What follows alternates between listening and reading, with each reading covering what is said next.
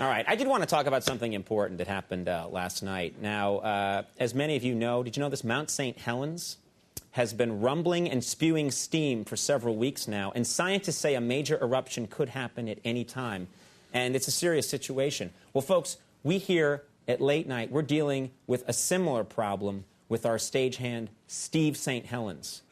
That's right. Steve has also been fuming for several weeks. We fear it's only a matter of time before Steve erupts. Now, unfortunately, this is too bad. Gawkers continue to flock to Steve, despite our repeated warnings that he could go at any time. You people shouldn't be here. He could go at any time. Get back. Anyway, we're all very nervous. We don't know what to expect, so we've asked world-renowned scientist Dr. Arnold Keyes to help us understand what's happening. Thank you for joining us, Doctor. It's my pleasure, Conan. Now, so, Doctor, what exactly is going on inside Steve right now? Conan, Steve has recently experienced an unprecedented string of misfortunes that have brought him to the brink of eruption. And what we're seeing here is a pent-up buildup of that kind of pressure. Really? That, frankly, we don't know when it could erupt or what could happen. We just had some activity. Yeah, I just heard that. I think a damn it through clenched teeth. That's correct. Anyway, it all started a few weeks ago when Steve's TiVo stopped recording the Yankees game in the 6th inning. Right. Then last week, he spilled coffee on his prized autographed photo of Gene Hackman. Ooh. Then he caught his girlfriend dry humping this guy. Oh, my God. Wow, I gotta say, that guy looks like bad news. Hey, Steve, maybe he has a sister for you. Okay, all right. Take it easy. We'll monitor the situation, and we'll check in from time to time.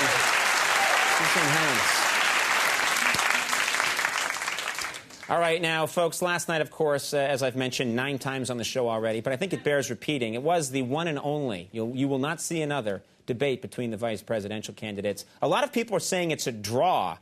I thought we'd talk to the candidates themselves and see how they thought it went with yet another installment of Late Night's Decision 2004.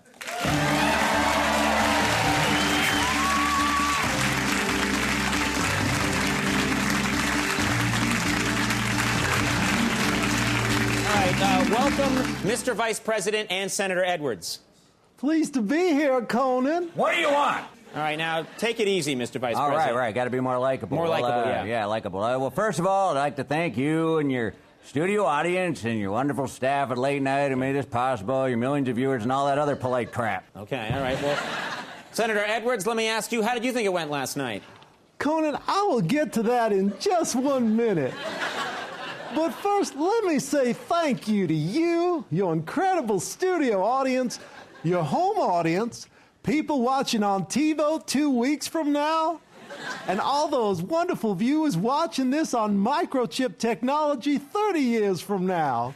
Hello, future people. All right, okay, that's nice. Senator Edwards, what about this? When it comes to the economy, Vice President Cheney pointed out that your economic proposals would really hurt small business owners. Yeah.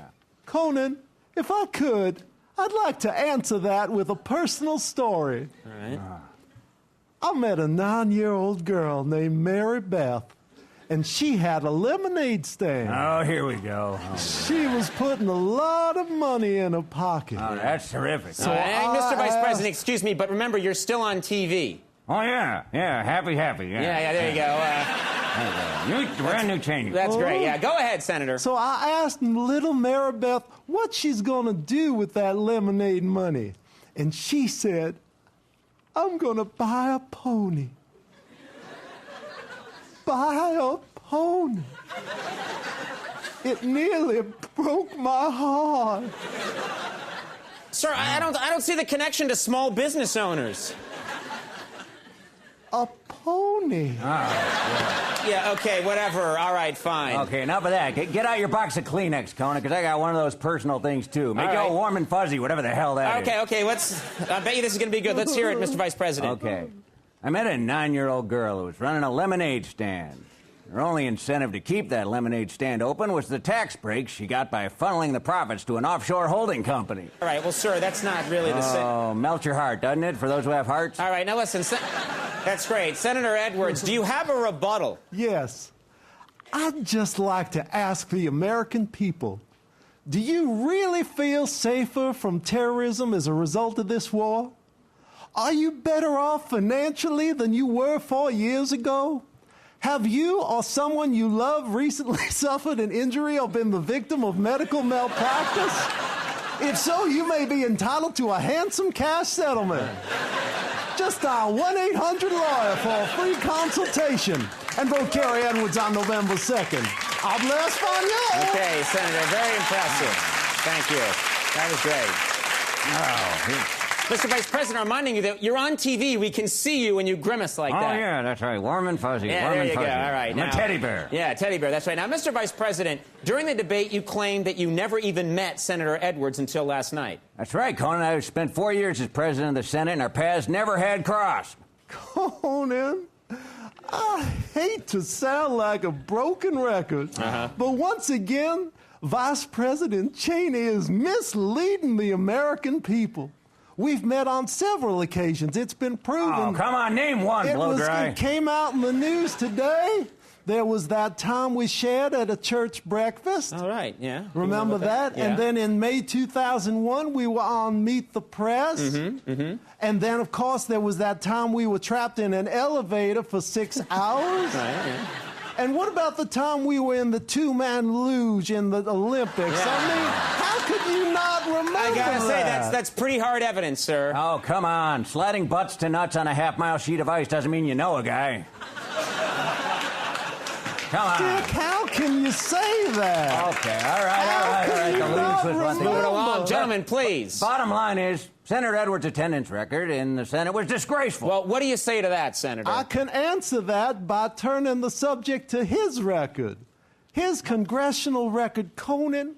This is a man who voted against the Head Start program. Oh, come on, I didn't have Meals and Wheels for seniors. Mr. Vice Nelson- President, you're scowling again. We can see you. Yeah. And this is a man who voted against Martin Luther King Jr.'s birthday. Yeah, what do you know, George Bailey? All right, now wait a minute. Mr. Cheney, now you're Mr. Potter from It's a Wonderful Life. And what's it to you, Conan O'Brien? What are you but a warped, frustrated young man? Miserable little clerk crawling in here on your hands and Screw knees, you, Potter! begging for help. All right. I think we're out of time, but thank you very much, Happy gentlemen. New Year to you. You may come back. Go on home.